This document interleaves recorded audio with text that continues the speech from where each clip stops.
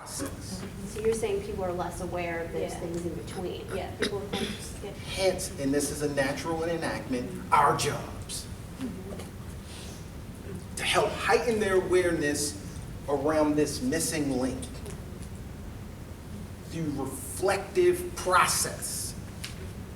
Because many of us are running around this wheel frantically all day, every day, and we're not aware of what's happening with us.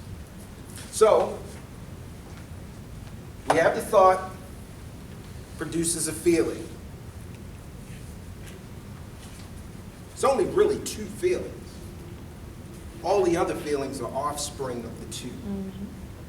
Love, fear. Love is ultimately believing that what you need to be okay is present for you. It's here. I possess it. I possess it in my relationship with my significant other. I possess it in my family. I possess it on my job. I possess it in my friendship network. Love is present for me. My okayness is here, and I'm abiding in it. And it's supported by all of those that are around me.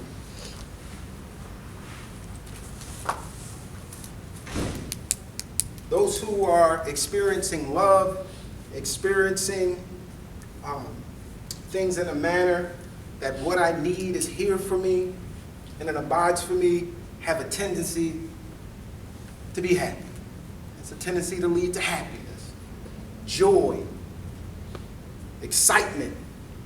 When you really hone in on focusing on it, and it's real, and you feel it in your gut, it can be euphoric. It can be almost like you're in flight. It cause you to smile and to walk with a certain vigor. Love drunk. Love drunk. You're intoxicated by love. Yes. Now it's a different experience when you're in a situation, a circumstance where you are receiving through your senses and having thoughts that love is not here for me. I am not safe. And these people don't want the best for me. As a matter of fact, I believe they're trying to hurt me. And they're trying to take things from me. And they may not be saying it, but I'm smart enough and aware enough to know what it looks like when my best interest isn't at hand. And that would produce something that is very real, because we need to know that we're in a place where we can be okay. We tend to stay away from those places, people, and things that give us the sense that we're not going to be okay. And when you are concerned about whether or not your well-being is important, and you find yourself in that space, and you find yourself in that space continuously and repeatedly, it make you sad. It make you sad. And sadness can lead to depression. It can make you anxious. It can make you nervous. Right? It can make you all of those things. Now, this is the thing about our needing to be okay. When you are having an experience where your needs are not being met, my best interest is not important here, I'm not valued, as a matter of fact, I'm not safe. What you want more than anything else when you're in that space is to be away from it, to have it end. You want it to be over. want to get back to a place of feeling safe, protected, valued, loved. Yes, sir. You had your hand up, John? Yeah, it's interesting because you started this training. One of the things that I noted was human behavior is driven by self-preservation, just to be okay. So in the event that that's happening, your natural inclination is to preserve yourself. Yes. Which leads us to the definition of the intention on the wheel. Want to be okay. Keep coming back to that. And you're okay is you're okay. We all define it. But let's go on the wheel. We gather information through our senses. When that information comes through, we process it through intellectual process. And we have a thought about the information. We draw conclusions and assign value and define what just happened. And once we come up with a concrete definition for what we just saw, what we just heard, what I smell, what I feel in my gut, we're going to have a feeling about it. We're going to have a feeling, and our feelings are our internal alarm system to alert us whether love is present or whether it's absent. Your alarm system is designed to tell you when love is present and when it's absent. That is the essential function of your emotions, to tell you when love is present and to tell you when it's absent.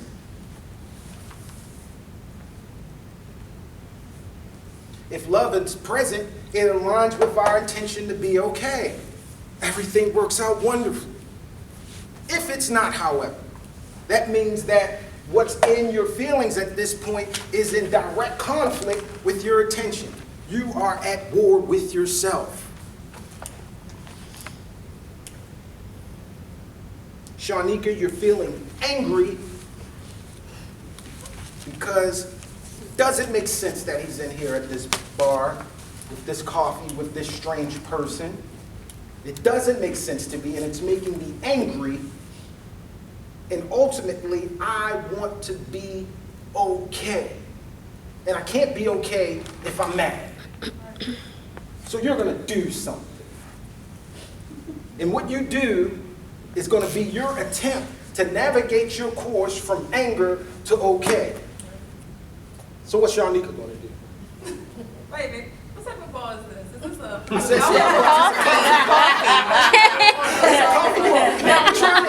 It started at a coffee shop. You took it to the bar. That ball. So, I'm going to ask questions.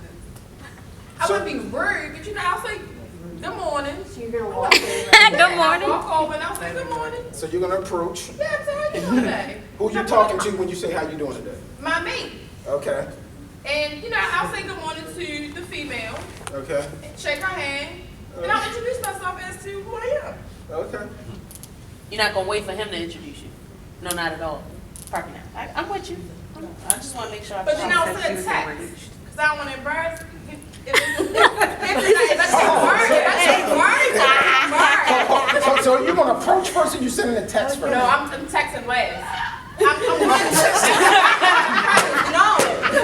So if I take Mary's aspect, this is a job interview. Okay. No, I ain't gonna take Mary's aspect. Because Mary not going to be there to help you. And then, I'll send that text, and in my text, he might feel the wrath or my frustration, because I'm like, I expect for you to communicate. All right, so what you're going to do, you're going to approach, you're going to say hi to him, and you're going to introduce yourself to her, and it appears that you're doing that just to let them know that I see you. To let him know. Let him know I see you, and I've observed what's going on here. Then you're going to leave, you're going to leave and unleash a wrath via text. Yeah. Here's what I can tell you what I would say to text. No, it's clean. It's clean. I'll say, how you doing?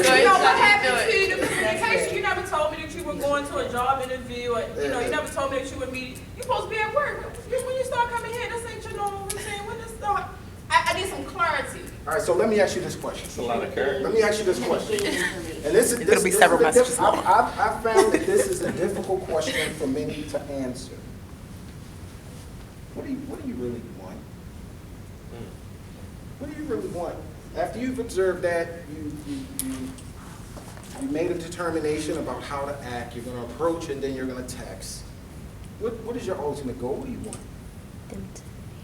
You really want to be okay, but that doesn't mean you're going to be okay. No, I'm just asking you what you want. You I'm don't just have to saying, qualify. And what does your okay in that situation look like? Tell me specifically what your okay in that I situation. can't really say. Know what's going on. You want to know what's going on. But that doesn't mean that it'll be solved right then and there. Because just because I acted and I go up, I act and I say, hey, good morning, I make some text trying to gain courtesy, it doesn't mean that for who I am, I'm a thinker. Sometimes I overthink. Okay. So it's going to go back to that thought process. And if I reflect back to my experience, have he cheated before? It just depends on the scenario. It sounds like what you want is for your mate to be faithful and for you to experience that fully in how he conducts himself in relationships.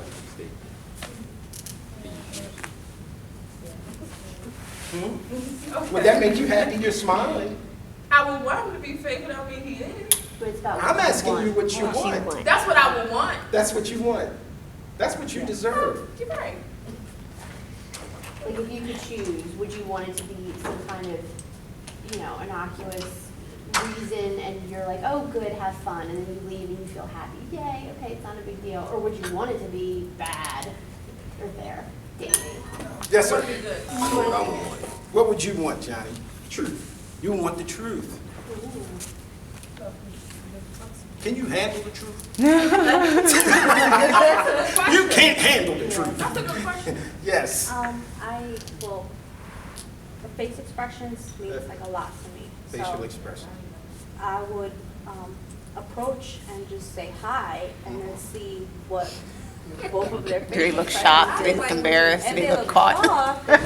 It's like, okay, well, something is wrong here. Maybe it's normal and, he's not shaky, then it's nothing. If you have something to fear, you're gonna show it. Okay. If you're caught, you're gonna show it. So you're gonna get shaky, you're gonna get nervous, you're gonna get sweaty, you're gonna be like, oh, stuttering. And if you know your significant other and how they react to certain situations, you'll know whether the situation is positive or negative. Right. So just seeing their reaction. I mean, I don't think I'll have to say, oh, hi, my name is Maribeth, I'm the girlfriend. Who are you? Like, I feel like that's more like empowering the situation. Okay. What would you want, Maribeth? What would you ultimately want? The truth. You would want the truth as Yeah, well. I want to know. I believe my curiosity would be more greater than what I'm feeling, because if I react negative and it's a positive situation, it will put me in a bad situation. What would you ultimately want from the relationship? Mine is the incident, but as it relates to trust, what would you want? I want them to be faithful and I want to be happy. You want them to be faithful? Yeah. Yes. And that caused you to smile a little too. Yeah. You have something, Tasia? I would want better communication, and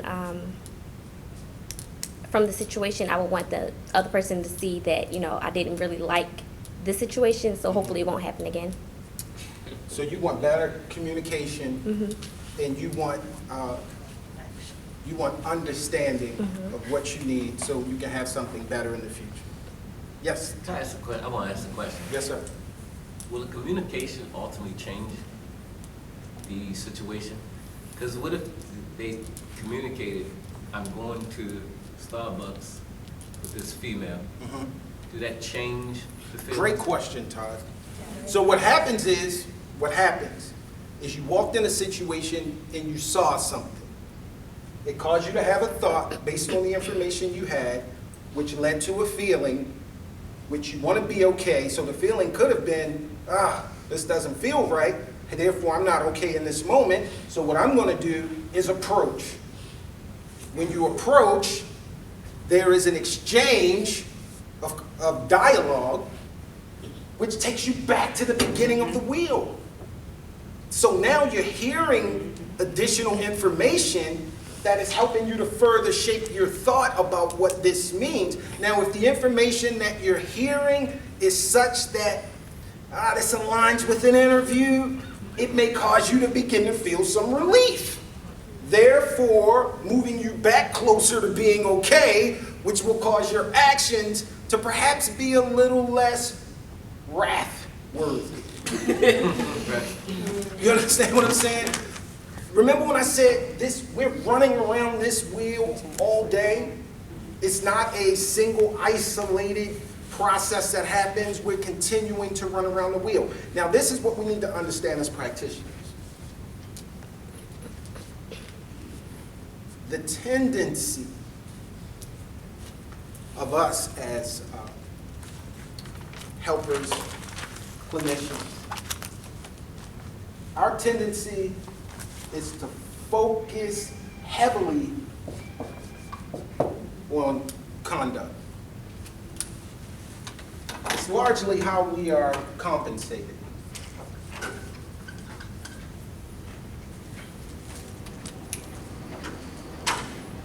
It's largely how we're compensated.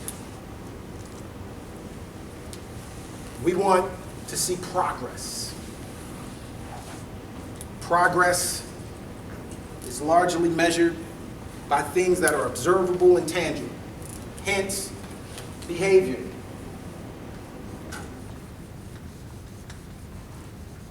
He's going to move from 6 aggressive acts a week to 3 aggressive acts a week. She's going to move from 1 runaway a week to 1 runaway every 2 weeks. She's going to move from going to school 50% of the time to attending school 75% of the time. He's going to move from 1 arrest a month to 0 arrests for the remainder of the year. It's conduct driven. We observe and assign value and progress via observable outcomes. It's tough to measure thoughts. It's tough to measure. Hence the reason why a lot of payers don't pay for thought progress. Only thought progress that can be observed through behavior and conduct. As a result of that reality, and not only within the mental health system, but that reality within our normal social context, often we define people based on what we see them doing. We assign value to them according to what we see them doing. And we skip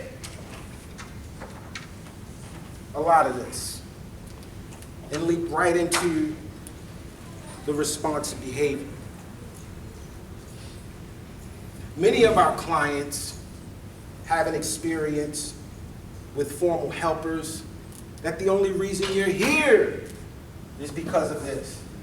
You don't really know who I am. You don't know me. You're not even interested in knowing me. You don't know my family. You don't know my hood. You don't know where I come from. You don't know my homeboys. You don't know why we do what we do. And you're just here because them people told